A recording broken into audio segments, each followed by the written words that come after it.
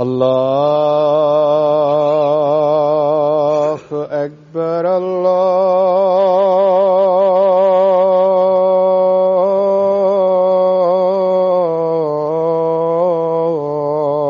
الله أكبر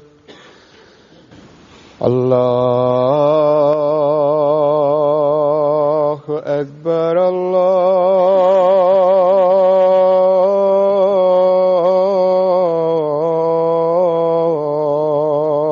الله أكبر أشهد أن لا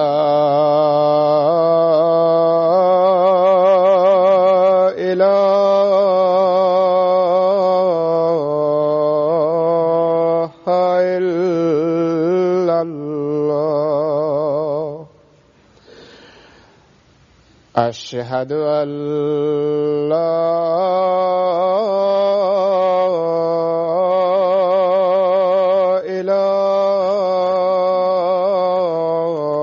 إله إلا الله أشهد أن محمدًا رسول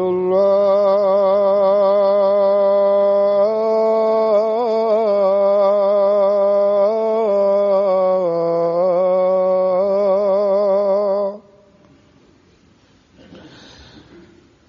أشهد أن محمدًا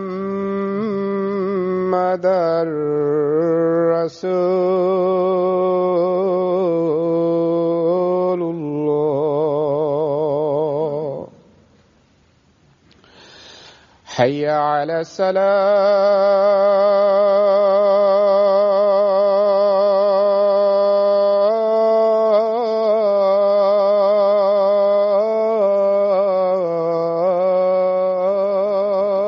الصلاة حي على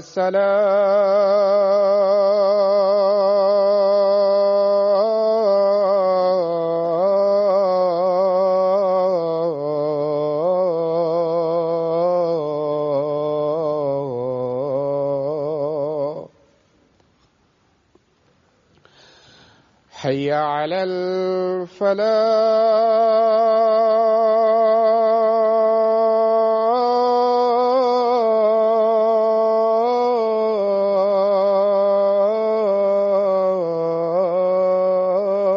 الفلاح حي على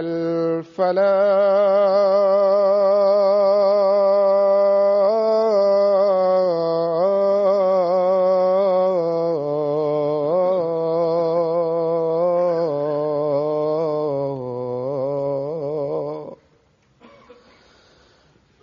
الله أكبر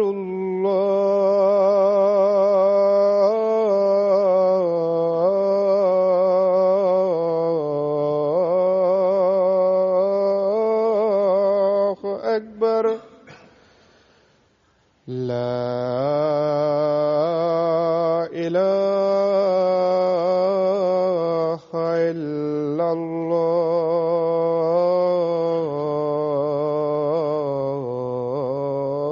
الله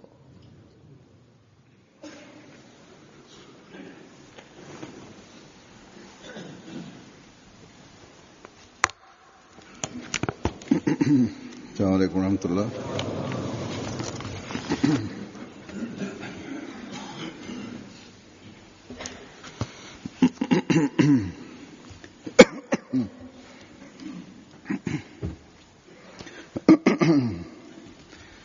أشهد أن لا إله إلا الله وحده لا شريك له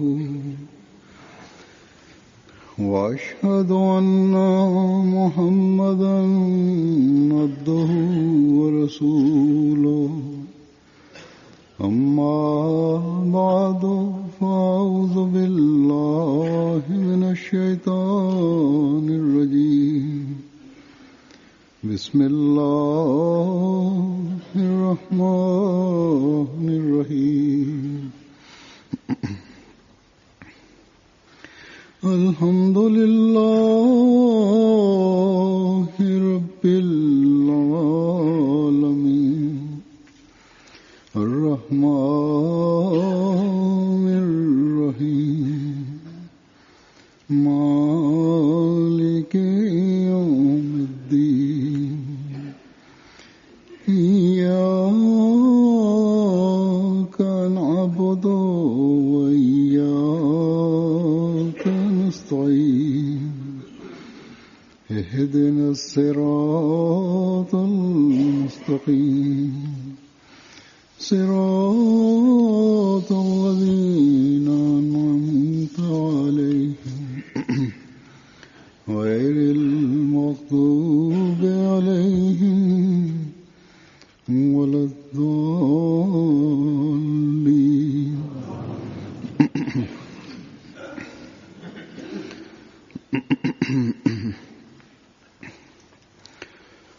गुज़श्ता खुतबे में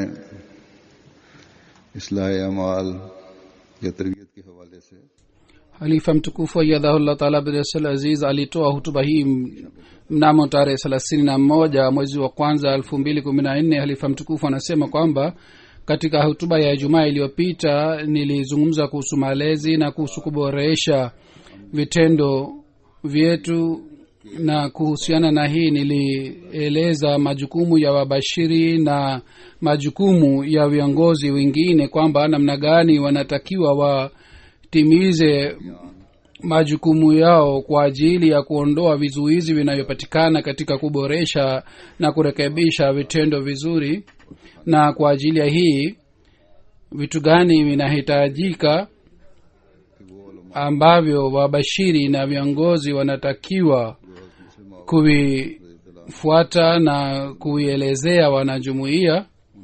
Hapa hazur anasema niweke wazi jambo hili pia, kwamba maulamaa na wabashiri waliokuwepo wakati wa halifa mtukufu wa pili, miongoni mwa hawa walikuwepo masahaba wa Sayyidina Ahmad alayhi salatu wassalam, na walikuwepo wale waliopata malezi kwa kupitia masahaba wa Sayyidina Ahmad alayhi salatu wassalam. Hali ya imani yao na hali yao ya kuwa karibu na Mwenyezi Mungu ilikuwa ya hali ya juu sana. Wale walikuwa hawana kasoro katika vitendo vyao, bali wao walikumbushwa na halifa mtukufu wa pili kwamba wanalazimika kubadilishe jinsi ya kufanya na kutimiza jukumu lao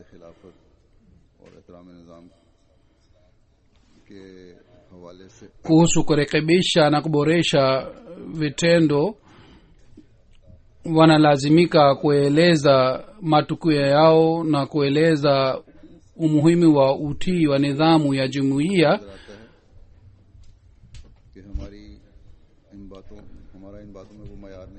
Na kuhusu hii pia wanajumuiya wanatakiwa wakumbushwe mara kwa mara, lakini siku hizi tunaona kwamba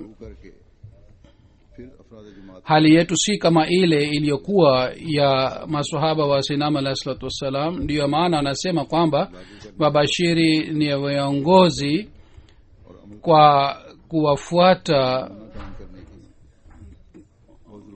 mifano ya maswahaba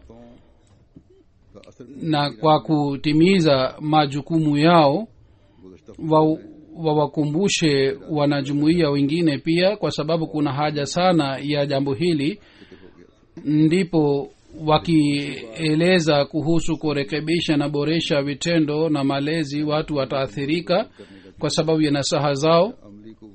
Katika hutuba ya Jumaa iliyopita nilieleza mambo mawili kuhusu kurekebisha na boresha vitendo, lakini jambo la tatu nilikuwa sikueleza, yani kwa ajili ya kuondoa kizuizi kinachopatikana katika kurekebisha vitendo. Nitaeleza kuhusu jambo hili ambalo ni kupata msaada kutoka kwa nje ये सहारा दो किस्म का होता है, या दो na किस्म के सहारों की जरूरत है। jambo hili ni jambo ambalo linahitaji msaada wa mtu mwingine, na msaada huu unakuwa wa aina mbili, au mtu anahitaji msaada wa aina mbili. Jambo la kwanza ni kwamba anahitaji msaada wa ulinzi, na jambo la pili ni msaada wa kulazimishwa. दुनियावी मामला jambo la kwanza ni kwamba achunguzwe na awe chini ya ulinzi kila wakati, isije akafanya jambo mbaya au kitendo kibaya. Na kuhusu hii, ulinzi unahitajika katika mambo ya dunia.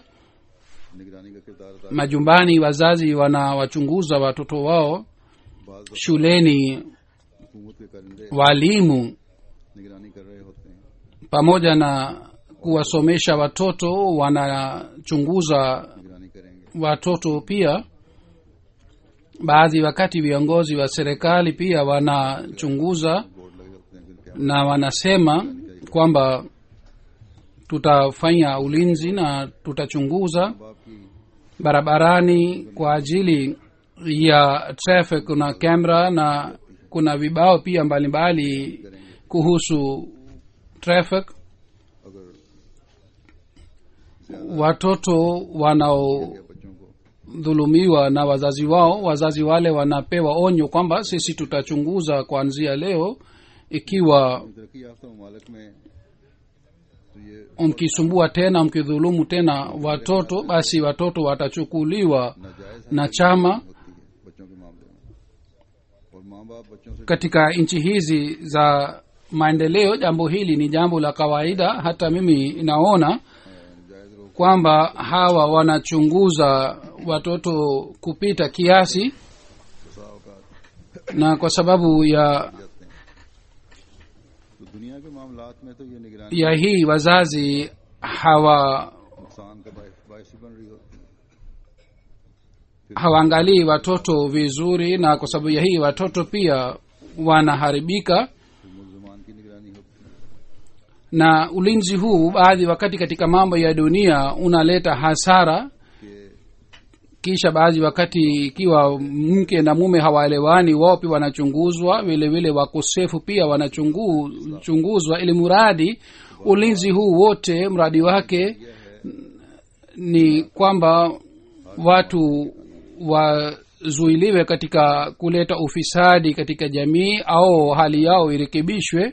अमली इस्लाह के लिए Ilmradi ulinzi ni njia moja ya kurekebisha hali ya jamii, na ulinzi huu kwa ajili ya kurekebisha vitendo na kwa ajili ya kuboresha vitendo, dini pia inatukumbusha. और बहुत से गलत कामों से इंसान इस वजह से बच रहा होता है कि मुआशरा उसकी निगरानी कर रहा है, माँ बाप अपने दायरे में निगरानी कर रहे होते हैं। Na kwa sababu ya ulinzi huu mwanadamu anasalimika katika maovu mengi, kwamba jamii inamchunguza na wazazi wanachunguza watoto निगरान बनना nyumbani kwao. जरूरी है अपने अपने दायरे में। Wabashiri jukumu lao ni kwamba wao pia wachunguze. कि हर निगरान Viongozi wengine wa jumuiya pia wanatakiwa wawe pia walinzi, उनकी इस्लाह हो रही होगी जिनकी निगरानी की जा रही है, बल्कि na उनकी भी इस्लाह ikiwa wao wanalinda na wanachunguza katika तो बहरहाल mafundisho haya kwamba kila mlinzi ataulizwa. Katika hali hii si kwamba wale wanaochunguzwa wao watarekebisha vitendo vyao, bali wanaolinda, wanaochunguza wao pia watarekebisha amali zao. Kwa hivyo kwa ajili ya kurekebisha na boresha vitendo, ulinzi pia ni muhimu sana. Na msaada mwingine unaohitajika kwa ajili ya kurekebisha vitendo ni kulazimisha kuhusu kitu. Mtu anaweza kusema kwamba upande mmoja tunasema kwamba hakuna karaha katika dini, lakini हर एक आजाद tiba inayoelezwa kwa ajili ya kurekebisha na boresha vitendo ni kulazimisha mtu. इस्लाम तो बड़ा Kwa hiyo iwe wazi kwamba hii si kuhusu kukubali dini au kuritadi katika dini. Kila mmoja ana uhuru akitaka kufuata dini yoyote afuate, na akitaka kuacha basi aache. Islam iko wazi kuhusu hii. Hapa और फिर iliposemwa kwamba alazimishwe, maana yake ni kwamba mtu anadai kwamba anafuata dini fulani lakini kisha hafuati sheria yake. Upande mmoja, kwa mfano, mtu anadai kwamba hii ni sehemu ya nidhamu ya jumuiya kisha hafuati nidhamu ya jumuiya. निजाम Ikiwa mtu anafanya hivi, basi yeye atalazimishwa kwamba awe chini ya nidhamu. सजा मिल सकती है Hii ndiyo ni maana ya kulazimisha mtu. और इन सब बातों का मकसद Ikiwa mtu anataka kuwa sehemu ya nidhamu, basi katika hali analazimika kufuata mafundisho yake. Pengine anaweza kupata adhabu, labda anaweza kupewa faini, देता है na lengo la mambo haya yote ni kwamba hali yake irekebishwe na upungufu unaopatikana katika vitendo vyake, upungufu ule uondolewe. ये जबर Ndiyo maana katika jumuiya mtu akiadhibiwa, mradi wake ni kwamba hali yake irekebishwe, si sababu yake ya kumuudhi au kumsumbua. Na jabar hii, yani kuwalazimisha watu, inapatikana katika sheria ya dunia pia. Watu wanapewa faini, wanafungwa gerezani, wengine wanaadhibiwa, na lengo la पहुंचाने वाले काम पर भी सजा मिल जाए adhabu hii ni kwamba सजा के दौरान hawa watu wasiweze kuwadhuru na kuwasumbua watu wengine wanaoishi katika jamii. अगर किसी को Hata baadhi wakati mtu anaadhibiwa kwa sababu ya kazi, kwa kufanya ile kazi अगर कातलों को alijipatia katika hasara. तो फिर मुआशरे का अमन बर्बाद हो जाए और कई और Hata kama mtu ananyongwa, बस adhabu hii ni kwa sababu ya hii kwamba करने से alimuua mtu mwingine. Ikiwa wakatili wote wakipewa uhuru ya kuwaua watu wengine, basi जो कत्ल amani ya jamii itaharibika na wakatili wengi watapatikana. Kwa hiyo aliyemuua mtu akiadhibiwa, basi wengine wanarekebika kwa sababu ya adhabu hii, na watu wanaokuwa wenye hasira sana, wao pia wanarekebisha kwa kuona adhabu hii. Kwa hiyo jabari hii ni njia mojawapo ya kurekebisha vitendo ambavyo inayopatikana duniani.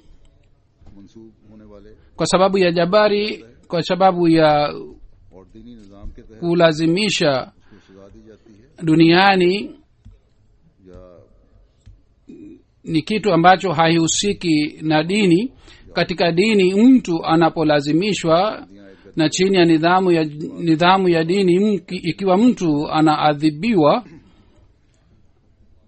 hata kama ni adhabu ya aina gani, iwe faini au adhabu ingine, au anapigwa marufuku. साथ ही Kwa mfano, katika jumuiya mtu anapigwa marufuku ya kutoa mchango, उनकी तरफ तवज्जो दिलाई जा रही हो bila shaka mtu analazimishwa asifanye कि सजा से बच जाऊं vitendo hivi, lakini pamoja से बच जाऊं na hii mtu anakumbushwa kuhusu vitendo vizuri pia. दिल में ईमान पैदा Na ikiwa mtu anafanya और बुराइयों को vitendo ili asipate ghadhabu ya Mwenyezi Mungu na adhabu ya halifa, katika hali hii polepole imani inaanza kupatikana moyoni mwake, na kwa kuacha maovu anaanza kufanya vitendo vizuri kwa furaha.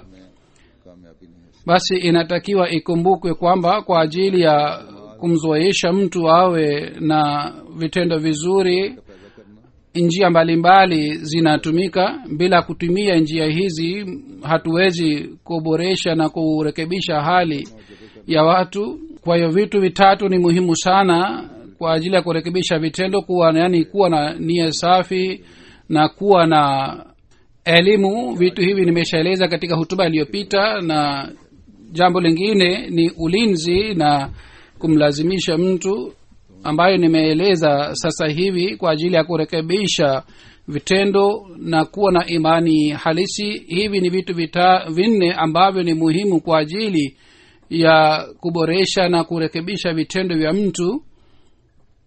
Tunapochunguza kwa uangalifu sana, tunajua kwamba duniani kuna watu wa aina hii ambao hawana nguvu ya imani, yani hawana uwezo wa kurekebisha na kuboresha vitendo vyao. Katika mioyo ya watu wa aina hii, ikiwa inatiliwa imani, basi vitendo vyao vinaboreka. Kisha wanapatikana watu wengine ambao kwa sababu ya kutokuwa na elimu wanafanya madhambi, kwa hiyo wao wanahitaji elimu sahihi.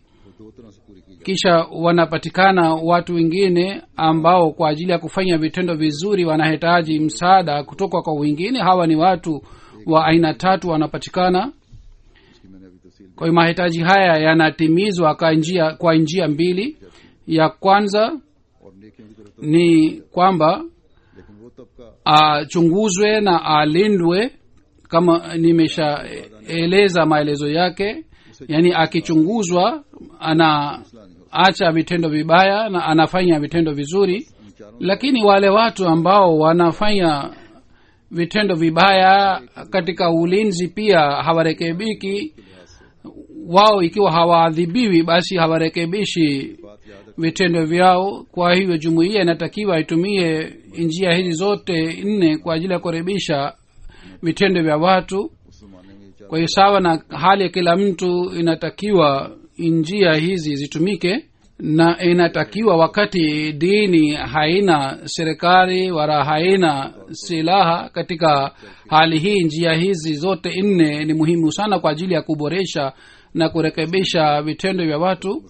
Huzuri anasema, kama nimeshawahi kueleza katika hutuba iliyopita, kwamba kwa ajili ya tiba ya kwanza kwa kufanya malezi, ni muhimu kwamba nguvu itiliwe katika imani.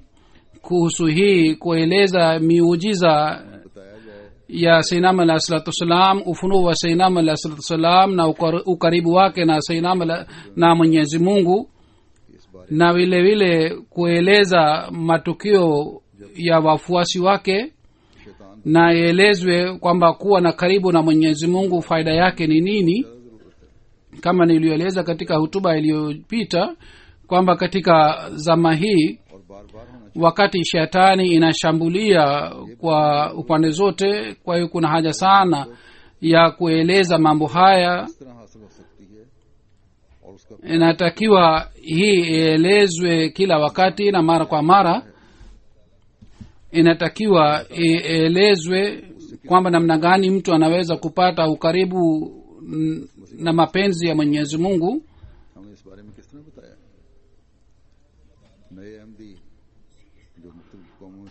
Wakati mtu anapokuwa ukaribu na Mwenyezi Mungu, Mwenyezi Mungu anampenda kiasi gani, kuna haja ya kueleza kuhusu hii. Na Sayyidina alayhi salatu wassalam ametuambia nini, ametuagiza nini kuhusu hii. Wanajumuiya wapya wanaopatikana kule Afrika na katika nchi zingine, wao wanaandika matukio yao kwamba kwa kusoma vitabu vya Sayyidina alayhi salatu wassalam imani yao iliboreka. Bila shaka kwa kusoma vitabu vya Sayyidina alayhi salatu wassalam, makosa yao ya itikadi pia ziliondoka, na vile vile walipata njia mpya za imani pia kwa kusoma vitabu vya Sayyidina alayhi salatu wassalam. Na kuimarika kwa imani yao ilipatikana kwa sababu ya kuona na kusoma miujiza ya Sayyidina alayhi salatu wassalam, na kwa sababu ya kusoma matukio ya Sayyidina alayhi salatu wassalam ya kuwa karibu na Mwenyezi Mungu. Kisha Mwenyezi Mungu pia mwenyewe kwa kuonyesha ishara na miujiza yake alionyesha kwamba yupo karibu nao. hadhrat muslemaud raziallahu taala anhu kwa kueleza umuhimu wa nishani, ufunuo, ilham na ukaribu wake na mwenyezi mungu, kwa kueleza जिंदा आसमान पर बैठे रहे, umuhimu wake बैठे रहना anatuelezea नहीं है जितना खुदा ताला का हमारे दिलों में मुर्दा हो जाना नुकसानदेह है। bila shaka isa alahi salatu wassalam aendelee kukaa hai huko mbinguni जोर देते रहो जब haileti hasara kwetu zaidi ya ile ikiwa mungu anakufa mioyoni mwetu. basi kuna faida gani ya jambo hili kwamba mwendelee kueleza kifo cha isa alahi salatu wassalam, lakini katika mioyo ya watu मुस्लिम mnamaliza mwenyezi mungu no hai kayum hafi, lakini kwa ajili ya watu wengine anakufa. जो भोपाल के रहने वाले थे कहते हैं hadrat muslima radhiyallahu taala anhu kwa कि kueleza Bhopal tukio la halifa wa kwanza anasema kwamba mwalimu wa halifa wa kwanza anasema kwamba safari moja aliona katika ruya kwamba nje ya नाक उसका कटा हुआ mji wa bhopal kuna daraja na kule kuna mtu ambaye ana maradhi ya ukoma, बिन बना रही na pamoja na maradhi ya ukoma yeye ni kipofu na pua lake limekatwa, vidole vyake vimekatwa, मैं खुदा na nzi जो आप सुनकर मुझ पर सख्त दहशत आ रही wamekaa juu yake. Na kwa kumwona yule mtu niliona karaha sana moyoni mwangu, nikamuuliza kwamba wewe ewe दुनिया में यही कहते चले mzee ni nani? Akasema mimi ni mungu. Kwa kusikia jibu hili mimi niliogopa sana na nikasema wewe ni mungu? Mpaka leo manabii wote waliendelea kusema duniani kwamba क्या इसी शक्ल को mwenyezi mungu ni mzuri zaidi kuliko ठीक और दुरुस्त कहते हैं। kuliko vitu vyote na hakuna anayekuwa mzuri zaidi kuliko mwenyezi mungu. Akasema ikiwa tunamkubali mwenyezi mungu ni je, katika hali hii tunamkubali?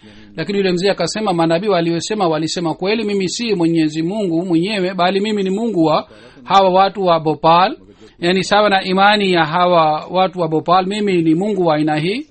मर जाता है yani wao walikuwa hawatilii maanani umuhimu wa mwenyezi mungu. Ni mwenyezi mungu hafi, lakini mtu anapomsahau kwa ajili yake mwenyezi mungu anakufa. Huzuri anasema hapa nieleze kwa ajili ya vijana kwamba उनकी अपनी है जो वो लोग kuhusu को छोड़ kwa sababu ya आईना में अपनी tukio hili haitakiwi ieleweke kwamba kwa sababu ya imani ya watu mungu amekuwa wa aina hii, amekuwa wa sura ya aina hii, bali hii sura ni sura ya watu ambao walimsahau mwenyezi mungu. Kama mtu anaona sura yake katika kioo और ऐसे लोग फिर अपने अंजाम na sura aliyoona yule mzee katika ndoto ilikuwa kioo cha wale watu walikuwa wakiishi katika bhopal. अल्लाह ताला को ऐसे Kwa upande wa kiroho walikuwa na maradhi ya ukoma, na watu wa aina hii wanapata mwisho wao mbaya pia. Mwenyezi mungu kwa sababu ya kufa hakuwaacha, दुनिया में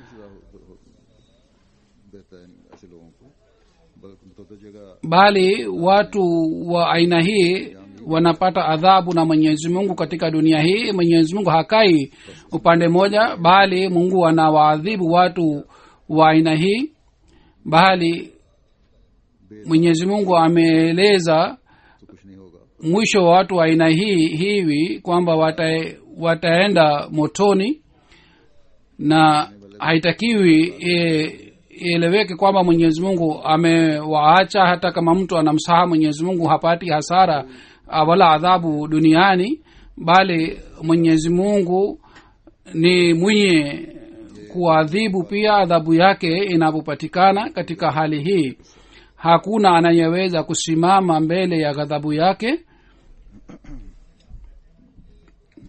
Kwa hivyo hii si jambo la kawaida kwamba mtu anamsaha mwenyezi mungu basi yeye anaendelea kuishi bila wasiwasi. sio hivyo.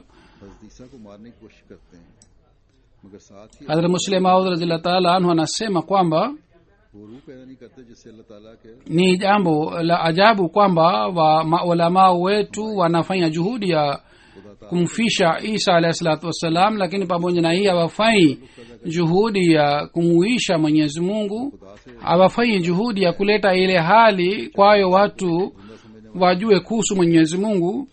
हमारे ईमानों में कभी kwa hiyo tunatakiwa tufanye juhudi zaidi ya क्योंकि kuwa karibu na mwenyezi mungu. Ikiwa tupo karibu na mwenyezi mungu, watu wakiendelea kupiga kelele kwamba mwenyezi mungu yupo hai, haitaleta hasara katika imani yetu, kwa sababu mwenyezi mungu katika kila hatua atatulinda.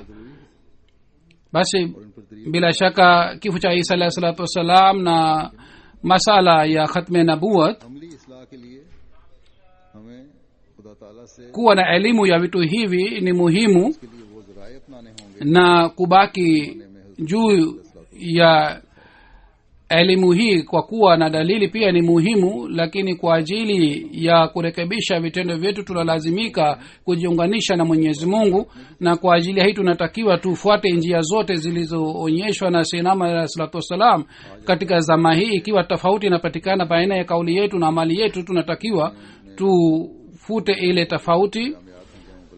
Wakati tunapowasihi wengine, tunatakiwa tuchunguze amali zetu kwamba sisi tunafuata kiasi gani amri hizi. बनने के लिए बहुत सारे लोग बच्चे दाखिल हो रहे हैं Katika और पाकिस्तान में dunia siku hizi बच्चे जामिया में आते vyuo vyote vya jumuiya ambapo wanajumuiya wanapeleka watoto wao kwa ajili ya हैं ये तादाद की कसम kuwasomesha watoto wao kuwa wabashiri. Na katika Pakistan watoto wengi wanakuja chuoni kwa ajili ya kupata elimu ya ubashiri. मयार के असूल में कोशिश ना Baadhi wakati inatokea hivi kwamba बाद गलत आदतों की वजह से wingi wa wanafunzi hawa inapunguza ile hali ya kuwa mbashiri mzuri. Hata baadhi wakati kwa sababu ya kuwa tabia mbaya जब ऐसे लड़कों na kwa sababu ya kutokuwa na elimu vizuri, kwamba ज़माना mbashiri utakaso wake ni nini, का आने वाला है इंशाअल्लाह ताला इसकी तैयारी के लिए watoto na wanafunzi wanapofanya vitendo vya aina hii wanafukuzwa chuoni. Zama zijazo ambazo ni zama za maendeleo ya jumuiya kwa ajili ya maandalizi yake, अभी से खुदा ताला से एक ताल्लुक पैदा करें wabashiri इस कोशिश में wengi wanatakiwa watayarishwe, kwa sababu wanapewa kazi kubwa sana hawa wabashiri. Kwa hiyo wabashiri wajenge uhusiano wao na mwenyezi mungu जो इस्लाम की हकीकी तालीम दोबारा खोल कर वाज़ेह फरमाई na kuhusu hii mufanye juhudi zaidi kuliko zamani. Muzingatie nishani na miujiza ya sayyidina alayhi salatu wassalam, na vile vile mafundisho sahihi ya dini tukufu ya Islam aliyotuelezea. Pia muzingatie, कि आजकल खुले जलसे umsiridhike na kukumbusha na kuhifadhi dalili na hoja tu. Huzur anasema kutoka Kadhian, ताबड़तोड़ हमले मुखालिफ ali mmoja aliniandikia kwamba से हमले ने उन्हें जिच कर दिया mikutano iliyokuwa ikifanyika zamani kwa ajili ya kuziba midomo ya maadui siku hizi उनके जवाब देने haifanyi. Zamani tulikuwa tukiwashambulia maadui kwa hoja kiasi hiki kwamba midomo yao ilizibiwa. Hazur anasema hii ni sawa, inatakiwa maadui wajibiwe kwa hoja na kwa dalili, मसीह मौद अलैहिस्सलाम lakini बेइज्जत के मकसद को समझते हुए lakini jambo hili ni muhimu zaidi अपनी हालत में भी kuliko hii, kwamba wabashiri wetu na maulamaa wetu kwa kuelewa ujaji wa sayyidina alayhi salatu wassalam और इसके लिए कोशिश करें wapate maendeleo katika hali yao ya kiroho, और इसी नमूने को देखकर लोग na wangepata maendeleo kiasi hiki kwamba kila mbashiri angekuwa nishani kwa ajili ya wengine. Na kwa ajili ya hii kila mbashiri anatakiwa afanye juhudi, पड़ता है na kwa kuona mfano wake watu wajiunge na jumuiya, na kwa sababu ya kuona mfano wanajiunga na jumuiya. Lakini hapa nasikitika kwamba hali hii haikupatikana. बस ये खत लिखने वाले भी और हम में से हर Ndiyo maana katika bara la Hindi wabashiri wengi walifukuzwa kazini. Ilionekana kwamba wao walitanguliza dunia. Basi huyu mbashiri aliyetuandikia, na kila mmoja wetu achunguze hali yake kwamba amepewa majukumu gani. Walimu na wabashiri waone kwamba kwa ajili ya kupata imani hali ya juu wamefanya juhudi gani, kwa sababu ya kutoa hoja na dalili, kuleta athari juu ya wengine na kuziba midomo ya mashehe wengine. Hatutakiwi turidhike na hali hii na tutosheke na hali hii, bali sisi वसलाम के साथ है, उससे लोगों के दिलों को ambao tunao miujiza ni nishani za Mwenyezi Mungu, kwa kupitia nishani hizi tuwaonyeshe dunia kwamba Mwenyezi Mungu yupo hai, na msaada wa Mwenyezi Mungu uliopatikana na kwa Sayyidina alayhi salatu wasalam tuonyeshe ule msaada na mifano ya ule msaada wake. Hadhrat Muslim Maud radhiyallahu ta'ala anhu ametoa mfano mmoja kwamba ikiwa jua linachomoza, mtu mwingine akisema kwamba una dalili gani kwamba jua linachomoza, na mtu mwingine akianza kutoa dalili na hoja ya kutoa dalili ya kuchomoza jua kwamba sayansi inasema hivi na wakati fulani jua lilichomoza, na anayetoa hoja na dalili ya aina hii ni jahili, bali tiba yake rahisi ilikuwa hii kwamba angeinua kidogo uso wa yule aliyeuliza swali kuhusu jua, angeona jua limechomoza. Kwa kulikuwa hakuna haja ya kutoa dalili, दुनिया के सामने रूनुमा हो गया, bali jibu la swali lako ni jua lenyewe. वो अपने सारे Siku hizi Mwenyezi Mungu फसवाए yupo mbele yetu दिलने देने वाले अहमक बनने के बजाय kwa kumpitia Sayyidina alayhi salatu wassalam. Mwenyezi Mungu मसीह मौद अलैहिस्सलातु जाहिर हो ameonekana tena duniani. Kwa hivyo जो हर tusiwe sawa na yule aliyetoa dalili kuhusu kuchomozwa kwa jua, bali nishani na miujiza inayopatikana kwa kumpitia Sayyidina alayhi salatu wassalam. खुदा ताला की रजा Tueleze zile miujiza na nishani na tuthibitishe ukweli wa Mwenyezi Mungu kwa kueleza miujiza hii. Lakini pamoja na hii tunatakiwa hali yetu ibe sawa na ridhaa ya Mwenyezi Mungu, na vitendo vya jumuiya viboreke sana जलाल जाहिर mbele ya watoto na kina mama na kina baba. Mueleze mambo haya mara kwa mara na mwambie kwamba kwa kumpitia Sayyidina alayhi salatu wassalam namna gani jalali ya Mwenyezi Mungu ilipatikana. Muwaelimishe kwamba kwa ajili ya kupata ukaribu na Mwenyezi Mungu njia gani zinatakiwa zifuatwe, namna gani mapenzi ya Mwenyezi Mungu yanaweza kupatikana. Kisha muone vijana ambao wanaiga mifano ya dunia wataanza kuinama na kumwelekea Mwenyezi Mungu. Kisha katika hali hii ये दुनिया को अपनी तरफ hawatakuwa washiri na maulamaa tu ambao watakaoziba midomo ya wapinzani, bali watoto wetu na kina mama wetu pia wataonyesha mifano ya aina hii, na hawa watu watawavuta watu wa dunia kwenye dini. Kwa hiyo kwanza kabisa tunatakiwa tuchunguze hali ya vitendo vyetu na amali zetu. Sisi kwa kujiunganisha na Sayyidina alayhi salatu wassalam tunalazimika tufuate nidhamu ya uhalifa. Hiki ni kitu ambacho kitaleta uimara katika jumuiya.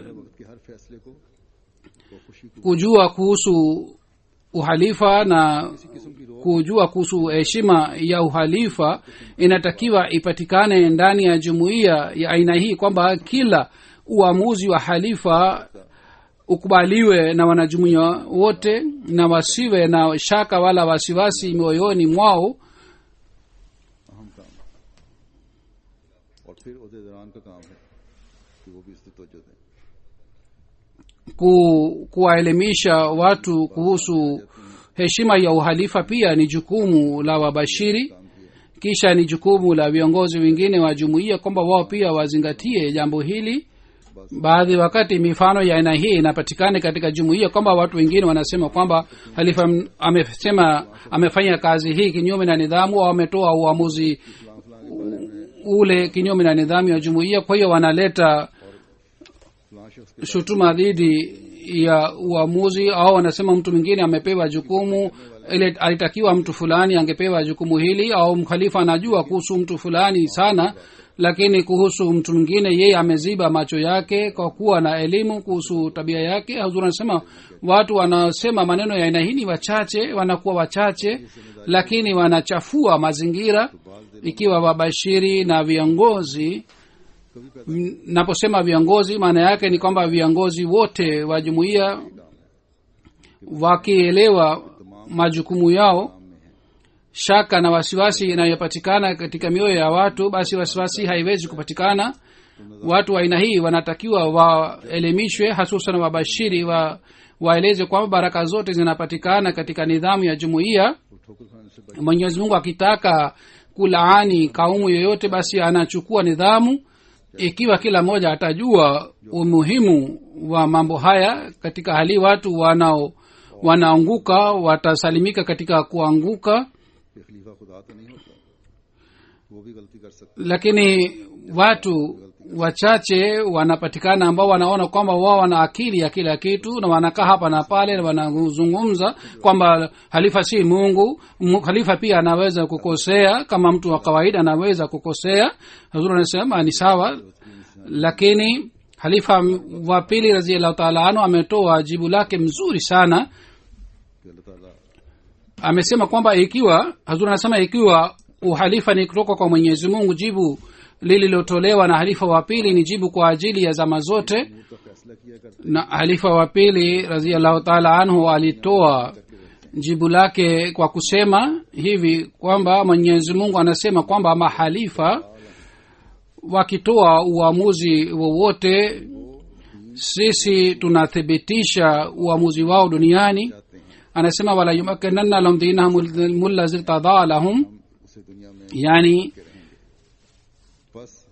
Mwenyezi Mungu anathibitisha dini na zile amri ambazo mahalifa wanataka kuthibitisha duniani na kuimarisha duniani. Basi kila mwanajumuiya anatakiwa awe na elimu yake, na hii ni jukumu la wabashiri na maulama kwamba waweze kutia elimu hii katika mioyo ya watu. Kwa hiyo muelewe vizuri jukumu hili, mwanze kufanya kazi hii kwamba mtaeleza baraka za Mwenyezi Mungu zilizopatikana juu ya Sinam alayhi salatu wassalam, na mnalazimika kuambia watu kwamba kupata ukaribu na Mwenyezi Mungu njia zake ni nini.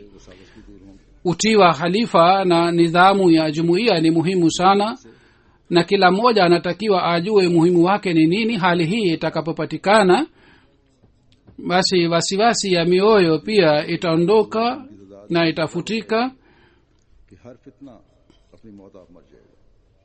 Kwa njia hii wale wanaondoa wasiwasi na au wale watakaokuwa wameshaondoa wasiwasi yao mioyoni mwao watakuwa wengi kiasi hiki kwamba kila fitina itakufa yenyewe katika jumuiya.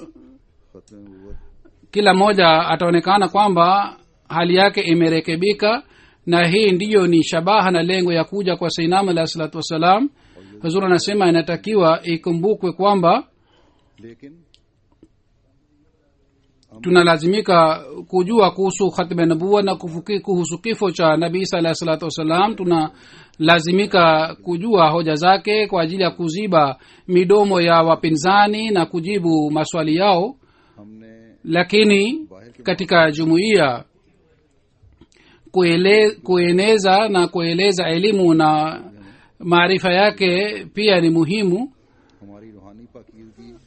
Basi kadiri tutachunguza mpaka wetu wa nje zaidi ya ile tunatakiwa tuchunguze mpaka wetu wa ndani ya kiroho.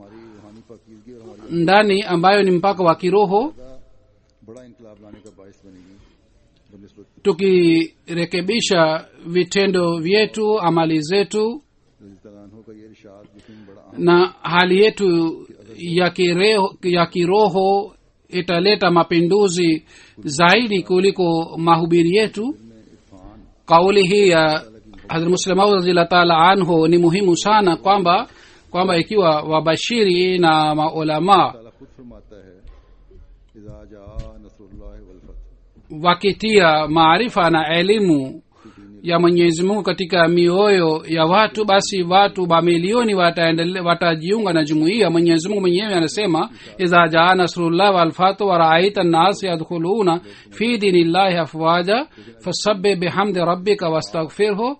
और तस्बीह करो और अपनी जमात से गुनाह Ikiwa mtaeneza dini yenu kwa kupitia mahubiri, watu watakuja moja moja, wawili wawili, lakini ikiwa बस mkifanya tasbihi na mkifanya istighfar na mkiondoa dhambi katika jumuiya, basi watu watakuja kwa wingi sana na watajiunga nanyi. हम गैरों के छक्के छुड़ा दिया करते थे इस छक्के Basi wa maulamaa wetu जो अपनी अमली इस्लाह से होगा इसलिए अमली इस्लाह ambao wananiandikia kwamba walikuwa wakiziba midomo ya wapinzani kwa hoja, kwa kufanya hivi hatutapata lengo letu ambalo tutapata kwa kurekebisha vitendo vyetu na hali ya amali zetu. इन्हीं बहसों में नहीं उलझ सकते बल्कि अगर हमने Na mufanye juhudi ya kuwa manaibu wa halifa na mufanye juhudi ya kuwa wasaidizi wa halifa. तो हमें कुछ और तरीके से Hatuwezi kutegemea और वो ये है hoja na dalili tu. मैंने कहा Ikiwa tunataka jumuiya ipate maendeleo, na inshallah tutapeleka jumuiya katika njia za maendeleo, tunalazimika kutumia njia zingine pia, मेहनत और ईमानत के na njia hizi ni kama niliyosema kwamba turekebishe hali ya amali zetu. आमद के हालात Basi kuna haja ya kuboresha amali zetu, vitendo vyetu. के चंद पैसों के लिए कौंसिल को धोखा दे Tunatakiwa tuboreshe imani yetu na uaminifu wetu. Benefit हासिल करना Tunatakiwa tupate झूठे मुकदमे करते mali ya halali. Isitokee hivi kwamba kwa ajili ya kupata fedha kadhaa tuseme uongo na tupate faida kidogo na tuseme uongo, au kwa ajili ya kupata mali tufanye kesi ya uongo. अगर ये होगा Kazi yoyote tunayopewa के मैदान tufanye ile kazi kwa juhudi na kwa bidii sana na kwa uaminifu sana. तौर पर जमात का अच्छा Ikiwa hali hii inapopatikana, basi pamoja na dini, मामूली दुनिया nyanja za dunia pia zitafunguliwa kwa ajili yetu. के मयारों को Hii ni fadhila za Mwenyezi Mungu kwamba wasiokuwa na jumuiya wana athari nzuri kuhusu jumuiya, wana dhana nzuri kuhusu jumuiya, lakini sisi kwa ajili ya faida ya dunia जहां मुरब्बियान को tunapoteza uaminifu wetu na imani yetu. Katika hali hii, kila mmoja anayefanya इस्लाह करने kazi ya aina hii anafedhehesha jumuiya kwa sababu ya amali yake. दुआ का है Basi ikiwa pande moja wabashiri wanatakiwa wakumbushe kuhusu hii, vile vile wanajumuiya wote pia wanatakiwa wachunguze amali zao na warekebishe hali yao, na pamoja na hii wanatakiwa watumie silaha ya maombi. कि ईमान में तरक्की करो Wanatakiwa wazingatie kila wakati silaha hii बजा लाने kwa ajili ya kupata faida vizuri. Katika silaha hii wanatakiwa wachunguze amri hii ya Mwenyezi Mungu kwamba muimarishe na imani yenu na mupate maendeleo katika imani yenu, na amri zote zilizotolewa mufuate zile amri zote. Kwa hiyo ikiwa dua na vitendo vinaenda pamoja, mambo yote yatarekebishwa na yatarekebika. Mwenyezi Mungu atuwezeshe sisi sote tufanye hivi. Huzur anasema kwamba mwisho nataka kukumbusha kuhusu hali moja ambayo imekosesha utulivu wa kila mwaminio, na ile ni hali ya nchi za Waislamu. Siku hizi Syria के हालात umma wa Mtume Muhammad sallallahu alaihi wasallam inahitaji maombi ya ashiki wa Mtume Muhammad sallallahu alaihi wasallam. Basi ni jukumu letu kwamba sisi tufanye maombi sana kwa ajili ya Waislamu wote. Hali ya Syria inaendelea kuwa mbaya kila siku. Serikali inafanya dhulma na wapinzani pia wanafanya dhulma ya hali ya juu. Upande zote dhulma inatendeka. Watoto, kina mama na wazee pia wanadhulumiwa sana na wanateswa sana. Hata kama mtu hana makosa, lakini anapokamatwa na serikali basi hapewi chakula, anasumbuliwa sana. Na picha za wengine zilionyeshwa. Kwa kuona zile picha mtu anaogopa sana, moyo wake unaogopa sana kwamba Muislamu anafanya dhulma juu ya Muislamu mwenzake, na anawapatia nafasi maadui wa Islamu kwamba walete shutuma dhidi ya Islam. Hivi karibuni interview za watoto zilikuwa zinaonyeshwa ambao walipoteza wazazi wao. Wao hawapati chakula, wale watoto wanapata chakula hapa na pale. Na muulizaji alipowauliza wale vijana kwamba kijana ambaye umri wake ilikuwa miaka 12 au 14 kwamba baada ya kuwa mkubwa utafanya nini, alisema kwamba baada ya kuwa mkubwa nitakuwa mkosefu, nitakuwa mjambazi na mwizi. Zaidi ya hii mimi naweza kufanya nini ili tuweze kujilipiza? Tunasema kwa ajili ya kusalimisha serikali inaharibu kizazi chake. Mwenyezi Mungu awakamate hawa wote wadhalimu, na Mwenyezi Mungu awasalimishe watu wa kawaida katika dhulma ya hawa wadhalimu, na Mwenyezi Mungu atupatie uadilifu. Katika Pakistan pia watu wanadhulumiwa, hususan Ahmadiyya.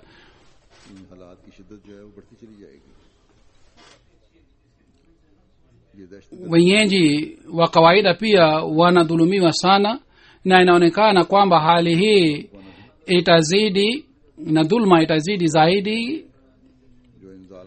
Hawa magaidi wanapatikana walizalishwa na serikali wenyewe, kwa hiyo hawezi kupata ushindi juu yao. Basi ni dua tu ambayo inaweza kuwakamata hawa wadhalimu. Kuna haja sana ya kufanya maombi. Mwenyezi Mungu awamalize na awangamize hawa wadhalimu katika Pakistan pia. Vile vile kuna nchi zingine za Islam pia, kwa mfano ni Misri na Libya na nchi zingine. Takriban kila nchi, katika kila nchi hali imeharibika sana. Mwenyezi Mungu awapatie akili hawa Waislamu, na Mwenyezi Mungu alinde Islam katika nia ya hawa watu ambao wanataka kufedhehesha Islam. Wote wanaodhulumu Mwenyezi Mungu awakamate na waangamize, na wanajumuiya wanaoishi katika nchi hii Mwenyezi Mungu awalinde wanajumuiya hawa wote katika shari ya hawa watu. Amin. Alhamdulillah nahmaduhu wa nasta'inuhu wa nastaghfiruhu wa nu'minu bihi wa natawakkalu alayhi wa na'udhu billahi min shururi anfusina wa min sayyiati a'malina. من يهده الله فلا مضل له ومن يضلله فلا هادي له ونشهد أن لا إله إلا الله ونشهد أن محمدا عبده ورسوله. عباد الله رحمكم الله إن الله يأمر بالعدل والإحسان وإيتاء ذي القربى وينهى عن الفحشاء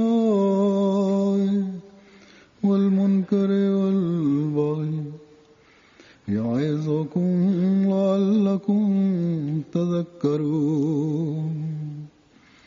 اذكروا الله يذكركم وادعوه يستجب لكم